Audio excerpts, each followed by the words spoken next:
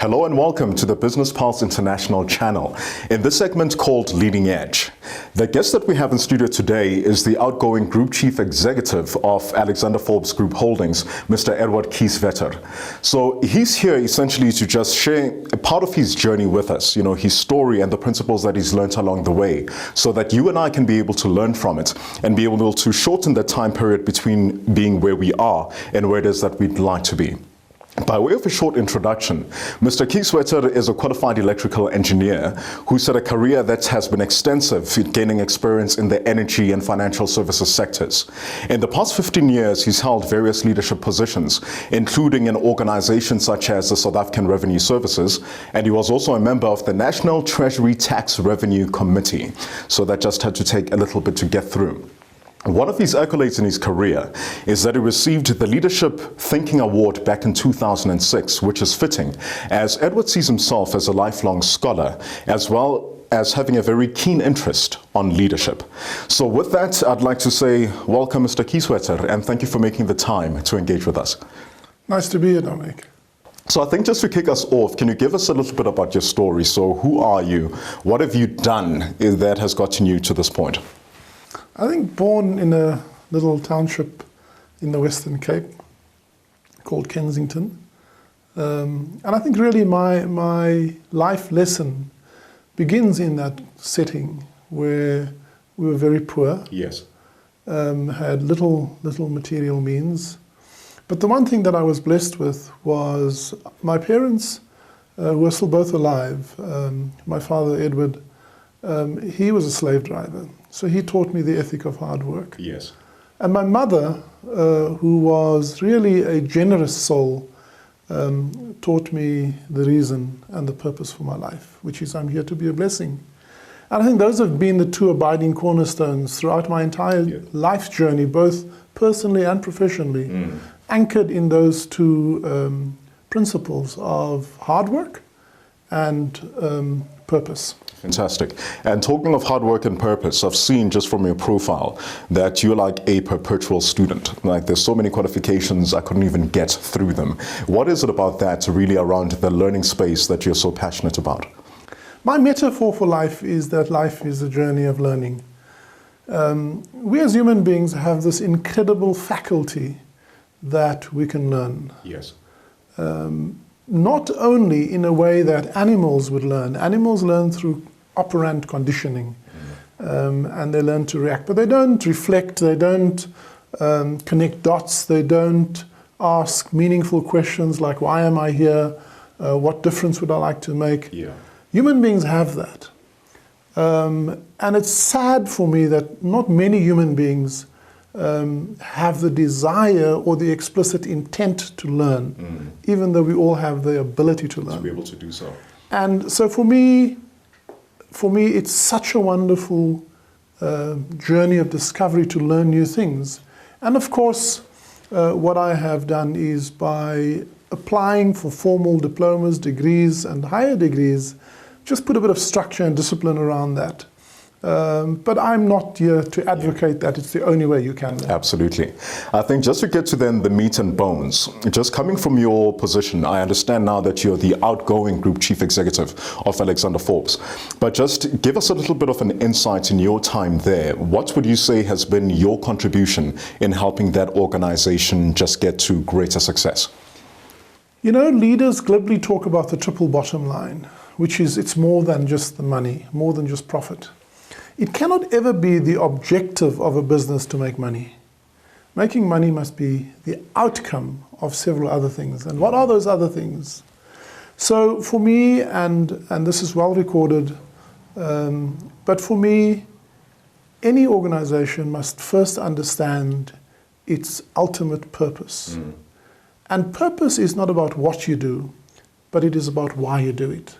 And when we wake up in the morning, that's what must guide us. And a company like Alexander Forbes, who handles the money in trust of millions of people, be they a pensioner who has worked hard and retired and has the expectation to receive a monthly pension, or a current employee who contributes and have a future expectation of a pension, or I'm sure you drive a lovely car and you want to drive with a peace of mind that you are protected in the event of an unforeseen loss. Certainly. So we deal with money in trust.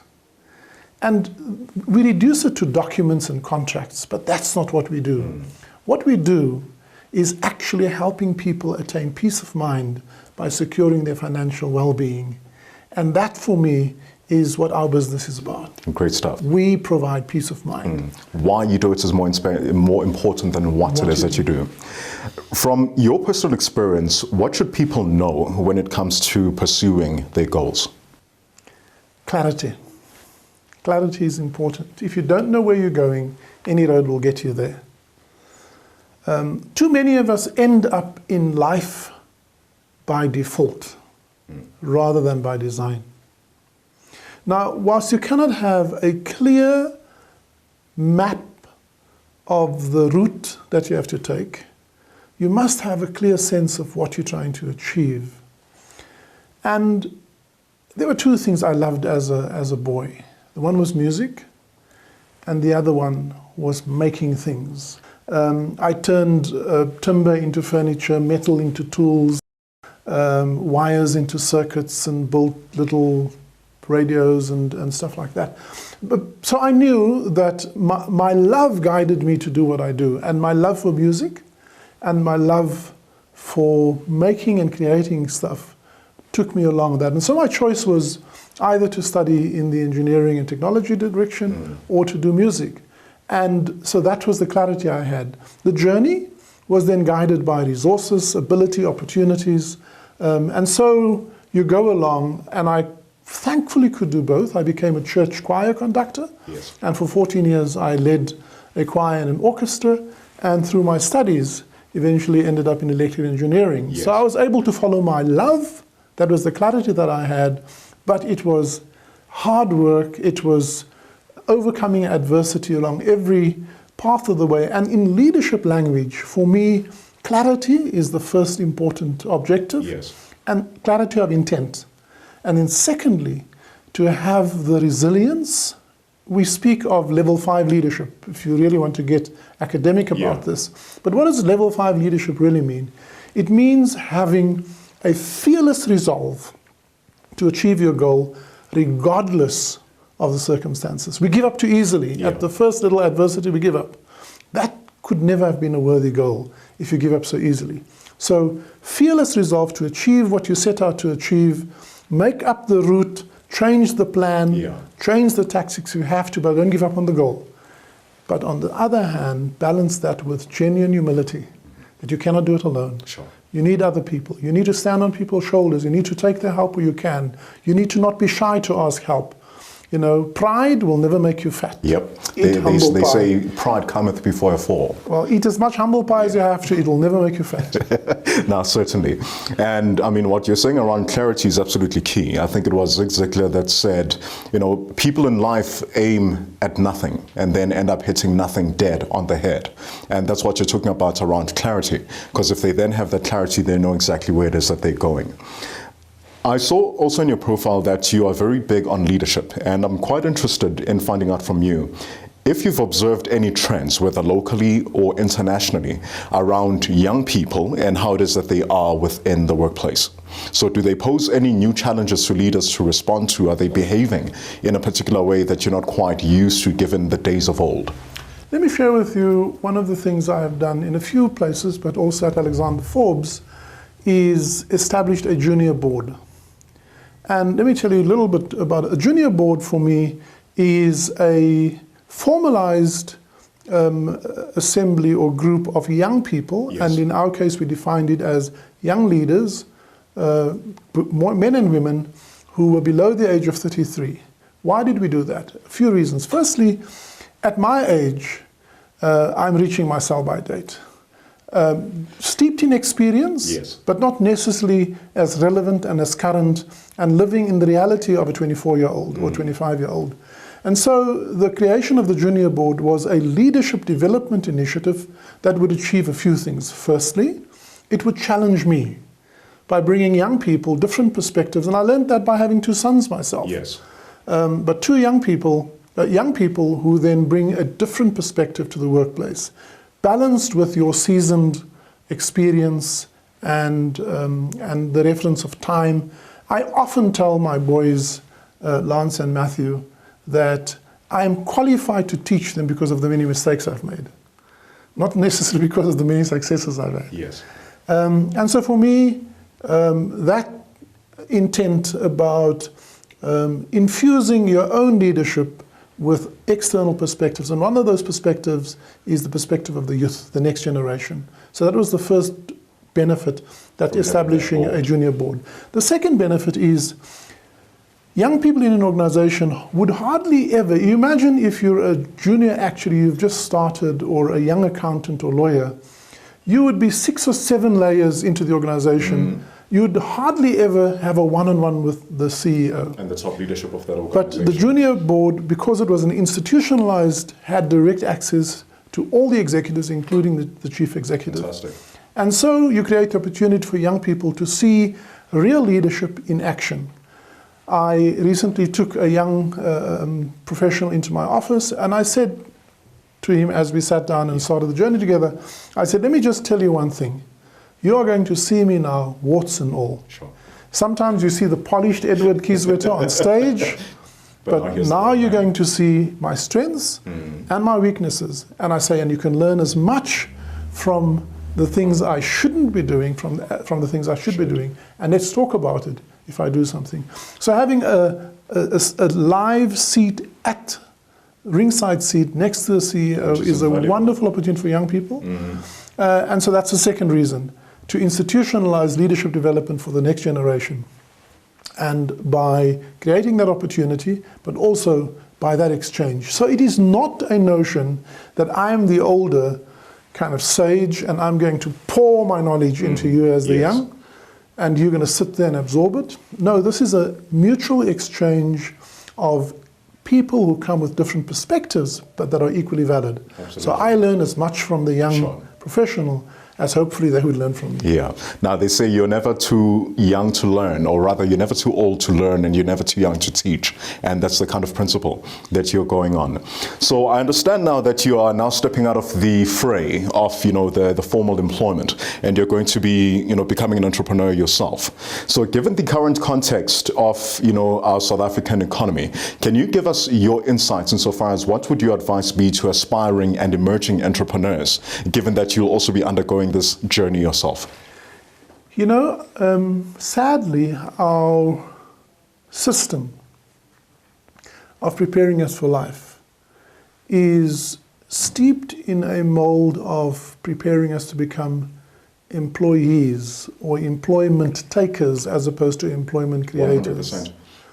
And I think we need more of our socialization, our educational experiences and facilitation to create in people the sense that actually I can create employment. Now, entrepreneurs are not necessarily what we often perceive to be reckless risk takers. Yes. In fact, if an entrepreneur has taken his own money, hard earned, such as I have had to acquire a university. It's a different ball game altogether. It's your money. You don't mess around with it. So, but it is believing in yourself, believing that you can actually deliver and execute on what you have dreamt or conceptualized. So for me, the first thing is having the mindset that I can create employment, starting with employment for myself, and then hopefully for a next person and the next person, and soon you can employ a few, 10, 20 people. So that's the first, it's a mindset shift, that I'm not here to get a job, I'm here to create a job. And we need that in South Africa. The second is what it takes to succeed. I've already spoken about, and this is whether you are working for a corporate or for yourself, it's again that fearless resolve, the clarity, what I want to achieve. One of the biggest risks of a young entrepreneur, and by the way, of a seasoned individual who becomes an entrepreneur like myself, is not having focus. And it's enticing. Every day I get opportunities, I get phone calls. Do you want to invest in this? Do you want to do this? Do you want to do that? You have to say, look, I'm going to do 3 things. And I'd rather do, or 1 thing, and I'd rather do that well. We also have unfortunately, a mindset, and our young people are equally trapped into this mindset of instant gratification, of get rich quickly. Yes. You know, how quickly can I also drive the BMW, have the corner office? And I think putting in the hard work is important in addition to having that focus. So for me, in summary, it is a mindset shift to create rather than take work. Yes. The second is having clear focus and limit that focus, not being spread all over the show. And the third is having the resolve, being committed to do the hard work. I always tell young people, who else do you expect to invest in you if you're not prepared to invest in yourself? And today we live in a world where it is illegal, immoral, and unethical to say, I don't know. Everything is knowable. If you don't know, you can find out. Everything is knowable. And because you Google it, you search for it, information is ubiquitous.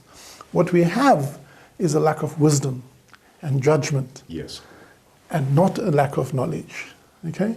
So when I was young and you wanted to find out how to build a little radio, I bought magazines. You know, I couldn't go onto the internet and look for stuff. And then painstakingly you buy the components, you come home, you build it, you make mistakes, you unsolder it, you go again. Today, you want to know how to build a jet plane? Google it. You find it. Yeah? So knowledge is ubiquitous. Yes. But it is those basic principles of clarity, focus, hard work, believing in yourself before you expect anyone else to believe in you.